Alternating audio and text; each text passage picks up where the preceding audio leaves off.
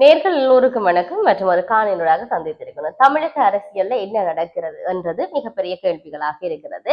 தவிக ஆட்சி அமைக்குமா இல்லையா, தவிகவினுடைய தலைவர் பதவி பிரமாணம் செய்து கொள்வாரா இல்லையா என்பது மிகப்பெரிய கேள்விகளை உண்டு பண்ணி இருக்கின்றது என்பதில் எந்த விதமான மாற்று கருத்தும் இல்லை. நேற்றைய நிலவரத்தின்படி பல ஊடகங்கள், இந்தியாவை மையப்படுத்திய பல ஊடகங்கள் நேரொலி வாயிலாக தெரிவித்திருந்தன. நேரொலி வாயிலாக உடனடியாக செய்திகளை தந்து கொண்டிருந்தார்கள். தவிகவினுடைய தலைவர் இன்றைய நாள்ல பகல் 11 மணி அளவில் பதவி ஏற்க இருக்கின்றார், அந்த பதவி பிரமாணம் செய்ய போகின்றார் என்று. ஆனால் அந்த நேரலையானது ஒரு 2 நிமிடங்கள் 3 நிமிடங்களுக்கு பிறகு பார்த்தால் இன்னும் ஒரு ஊடகத்துல அதுல பின்னடிப்பு இருக்கின்றது. ஆகவே ஆதரவு கோரிய கட்சிகள் ஆதரவை கொடுக்கவில்லை, அப்படியான பல்வேறுபட்ட செய்திகளை நாங்கள் பார்க்கக்கூடியதாக இருக்கிறது.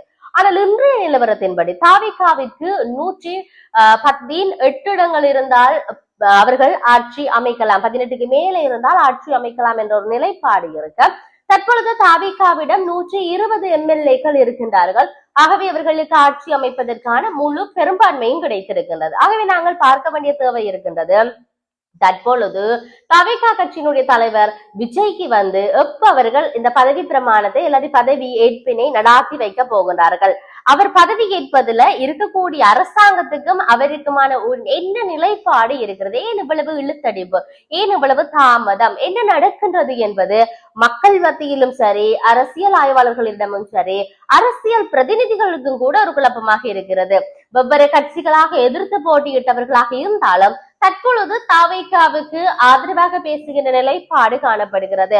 அரசு ஏன் இவ்வளவு நாளும் இழுத்தடிக்கிறது, பெரும்பான்மையை பெற்றவருக்கு அந்த பதவியேற்பை செய்து வைக்கலாம், ஆட்சி அமைக்கின்ற பொழுது அவர் பெரும்பான்மையை நிரூபித்து காட்டலாம். அப்படி இருந்தும் இத்தனை நாட்கள் இழுத்தடித்தும் அவர் பெரும்பான்மையை காட்டுகின்ற பொழுது ஏன் இவர்களால் அவற்றை செய்து முடிக்காமல் இருக்கின்றார்கள், ஏன் அவருக்கு என்ன பதவி பிரமாணம் கொடுக்கவில்லை, பதவி ஏற்பு நடாத்தவில்லை, அந்த விழாவை நடாத்தவில்லை என்பது மிகப்பெரிய கேள்விகளாக இருக்கிறது. இன்றைய நாள் நிலவரத்தின்படி அவருக்கு தவிக கட்சிக்கானது 120 இடங்கள் கிடைத்திருக்கின்றது, 20 எம்எல்ஏக்களுடைய ஆதரவு இருக்கின்றது.